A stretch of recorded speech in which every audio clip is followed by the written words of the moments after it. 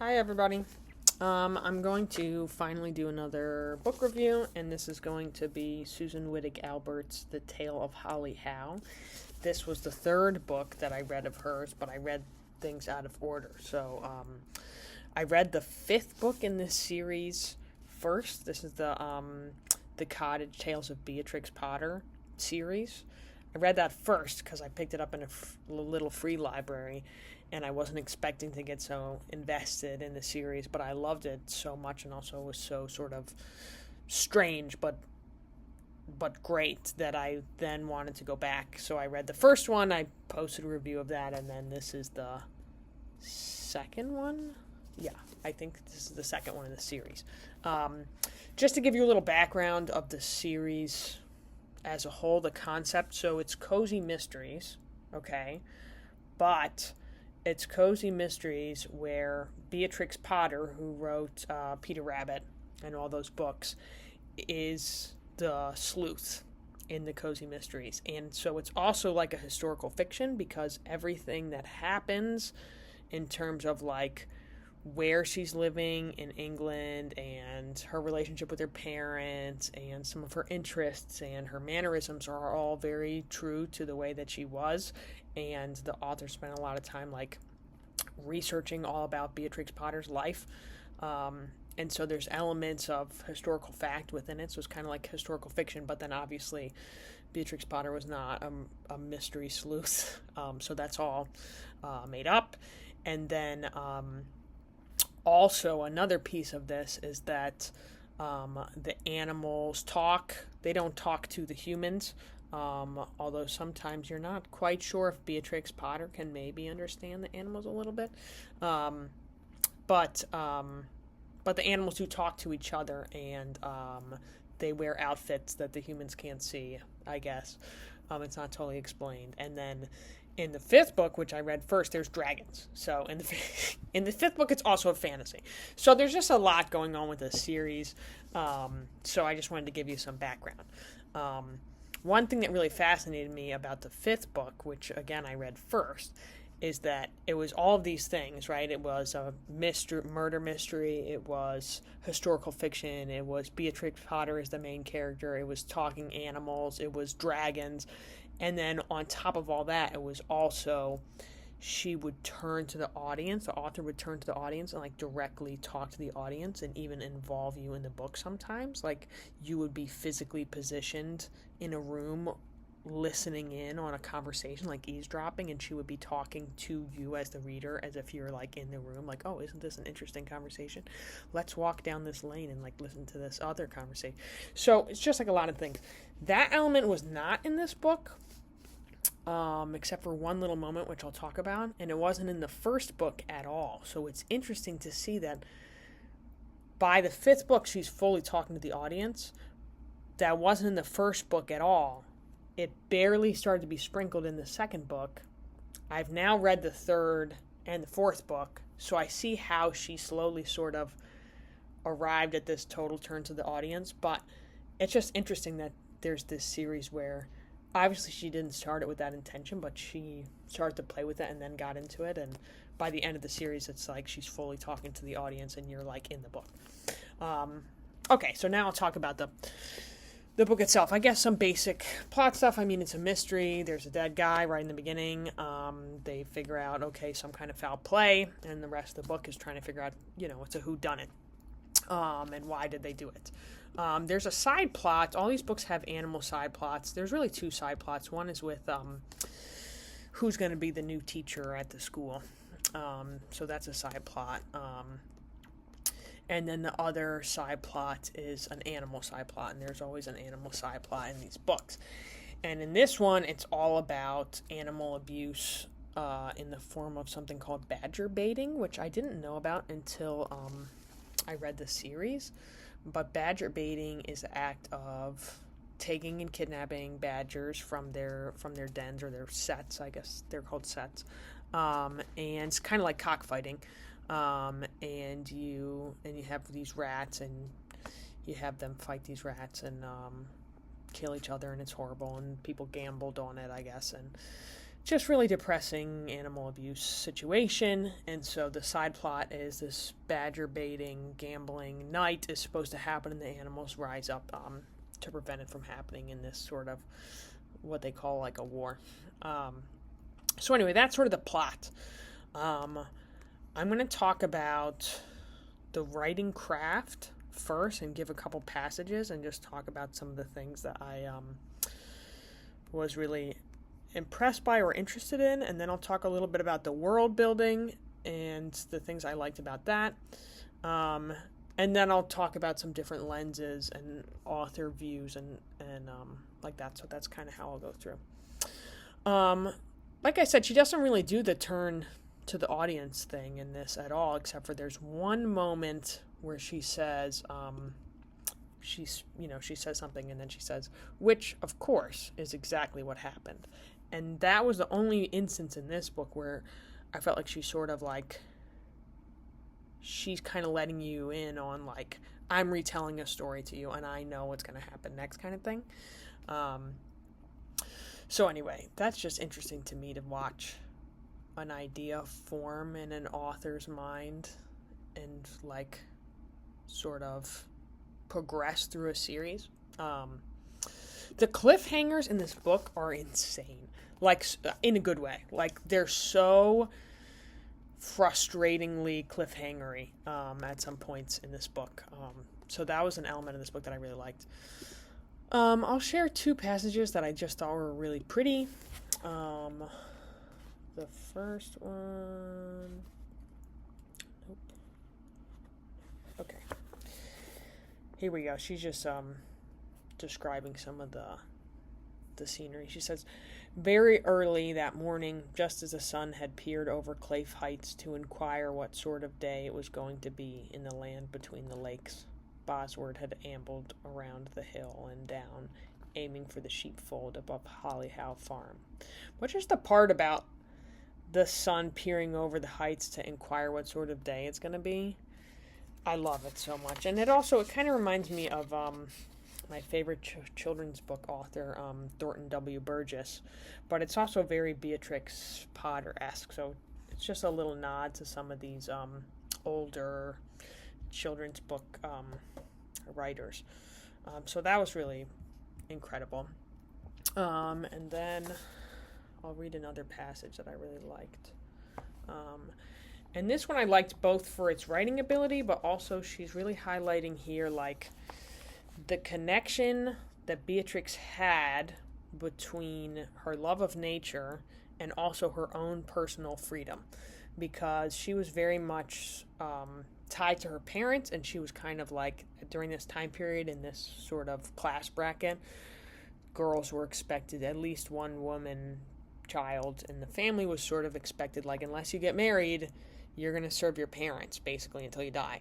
And she was really kind of strangled by that, and then she almost got married, and then her husband died, and so she just didn't have this freedom. But the sale of her books allowed her to buy this land in the country, and her parents lived in London, and so she got to steal away and have these little moments in the country where she really had this freedom, and her sense of freedom away from her parents seemed very tied with her appreciation and feeling of connectedness with nature, like in her actual biographies when you read about her.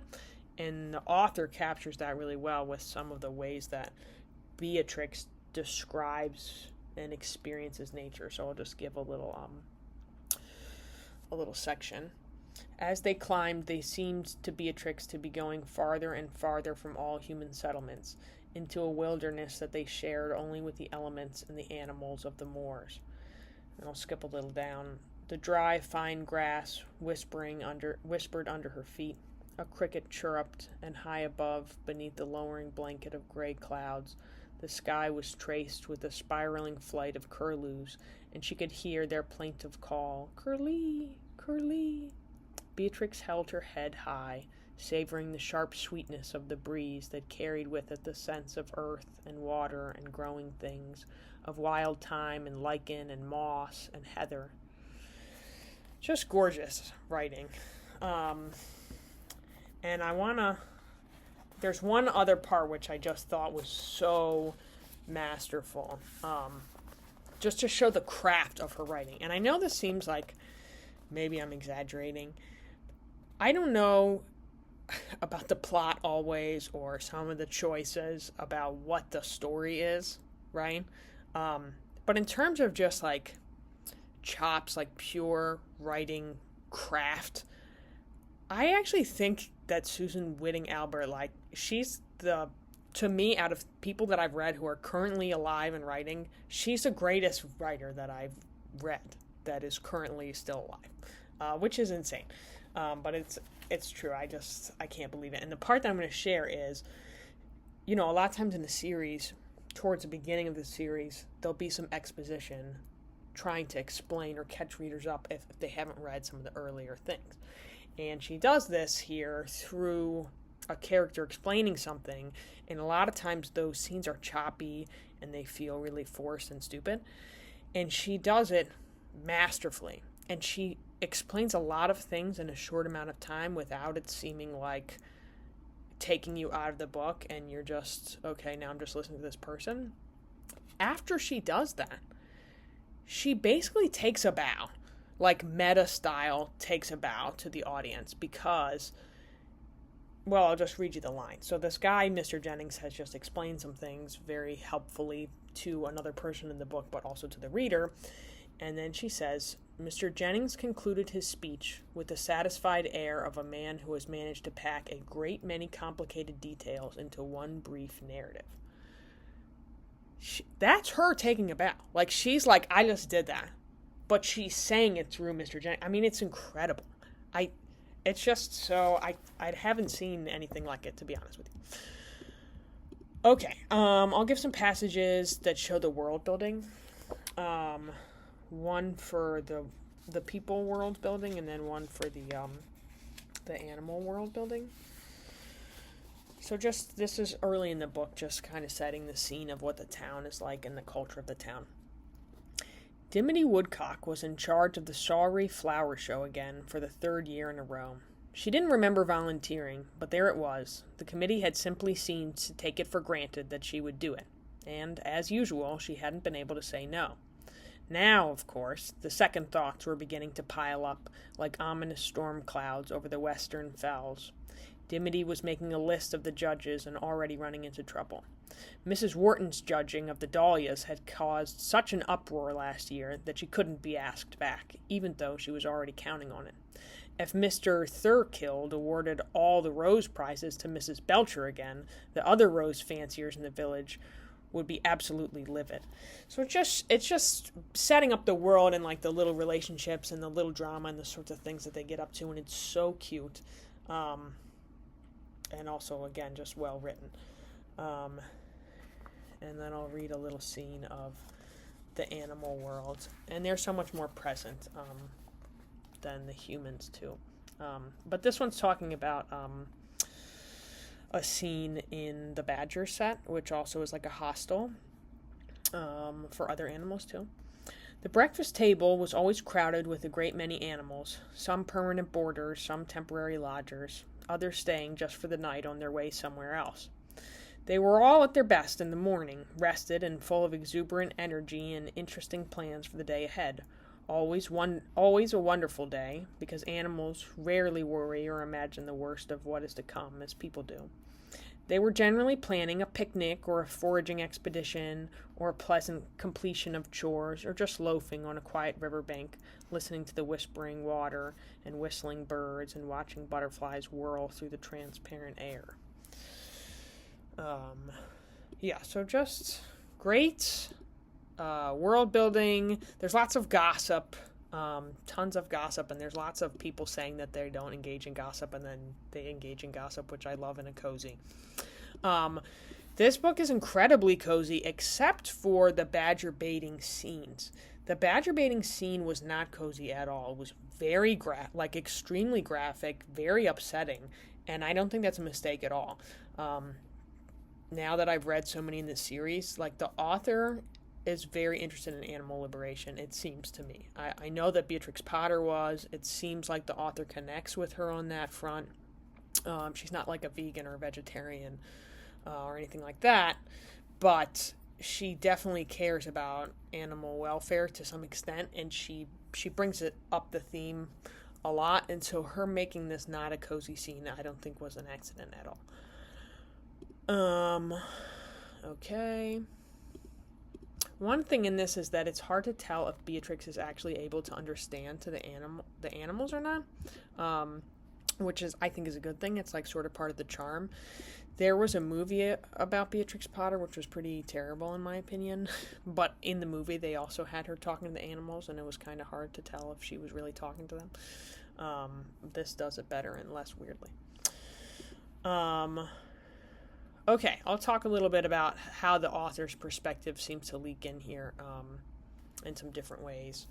So there's a missionary character in the book, and that character is definitely a bad person.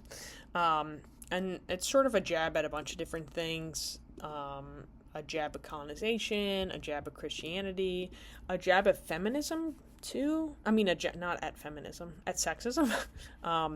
Because the character is going for this teaching job, and he is much more accredited, and he's more highly regarded, and the neighborhood teacher isn't as accredited, and even though she's been teaching these kids and is from this community for a super long time, some of the wealthier, more elite people in the neighborhood don't take her as seriously for the job. So little commentary there, I would say. As with some of the other books, there's definitely I sense some like anti-Christian extremism in here.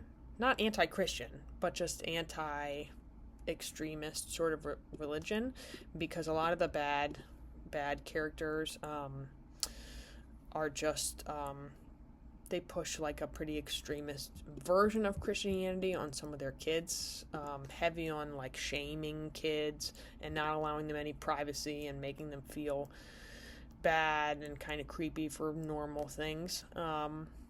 Also just lots of abusive childhood themes in a lot of these books. There's lots of characters that you can tell that they're bad characters and that you're supposed to think of them as bad people based on the way that they treat children. And the good characters go out of their way to treat children well. And that's like a running theme in her books so far. There's also a sense of art and nature being something that saves kids in traumatic childhood situations from those traumatic childhood situations. So there's lots of child characters that are in abusive households or just traumatic households, and the way that they escape that is through their art and through nature. More commentary on abusive teaching and abusive education, and just teachers that don't seem to have any sort of pedagogical philosophy of any kind. And this seems concerning to Beatrix Potter, but also I know the author was a teacher herself, so I feel like that emphasis creeps in there. On the animal liberation front, there's definitely, again, a heavy focus on the badger baiting thing and the cruelty of it. And I'm going to give a spoiler right now, so if you don't want a spoiler, skip like a minute ahead. But there's also a connection here between animal abuse and human abuse. And when you look at actual crime statistics of people that do like really, really heinous crimes, like serial killer type people, they almost always have hurt animals in their past. That's like a common theme. And so she threads that needle here where the person who's murdered is murdered with badger tongs, which are tongs that are used to pull badgers out of their dens or their sets to do the badger baiting thing. And so she's threading the needle of the same people who are abusing animals are the same people who are doing murders. That's the end of the spoiler alert. One thing that bothered me, though, on the animal liberation theme, again, and this is throughout all the books, but you have lots of instances where the animals are cooking and eating other animals in ways that aren't even naturally accurate. So, like, at one point the badger's eating veal. badgers are not eating veal. That's not happening. Veal is a human creation. Veal is created by like starving calves in an extremely specific way and only giving them a liquid diet so that the meat is like sort of water. I don't know. It's not something that animals are doing. Animals aren't keeping an animal alive, starving it so that its meat grows in a specific way and then killing it and then cooking it. That's not happening. So that just bothered me. On the gender front, one thing that I feel like this whole series, but particularly this book, a common theme within it is just documenting the very quiet little moments in which women make decisions. Decisions that they're going to stand up about something, or decisions that, you know what, I was going to stay silent about this, but I'm actually not. I'm actually going to say something.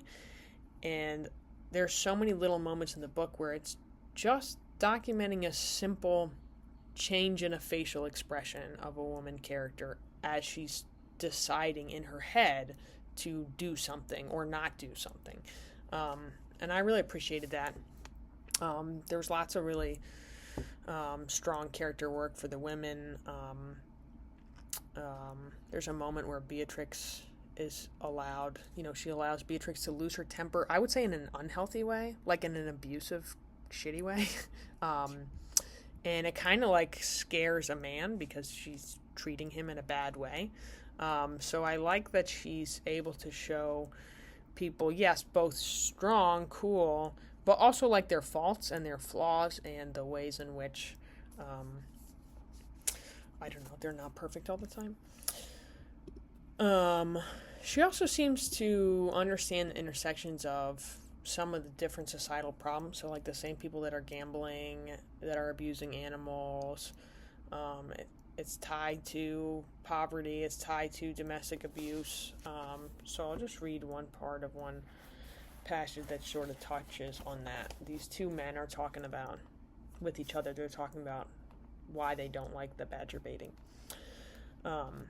He says, every farther wagered and lost was a farthing that would not go to buy milk or shoes for a child or bread for a family supper. Will shared the captain's concerns. Wives and children had it hard enough without seeing the family's meager livelihood gambled away, whilst the frustrations of loss in the cockpit often led to brutal violence at home. So just showing that, the loss in a gambling situation can lead to domestic abuse. Some criticisms I have for the gender depiction. Again, why are the cats always women? But cats are not always girls. There's boy cats. It's weird to me that so often in fictional stories all the cats are girls or women, and they're depicted in this book as very vain, very femme, very competitive, petty, gossipy. Why? I don't it's so weird. All the cooks in the badger den are all women. All the housemaids are women. The historian is a man. The next historian that he chooses to mentor is a boy. So it's just like, I don't know why. Like, you created a world in which animals could talk and wear clothes. You didn't have to create the world where the animals are just as sexist as humans are. And I guess that's really all I have to say. I really liked this one a lot. I thought this was pretty masterfully done. So, yeah, I recommend it. I think it's great. Okay, bye.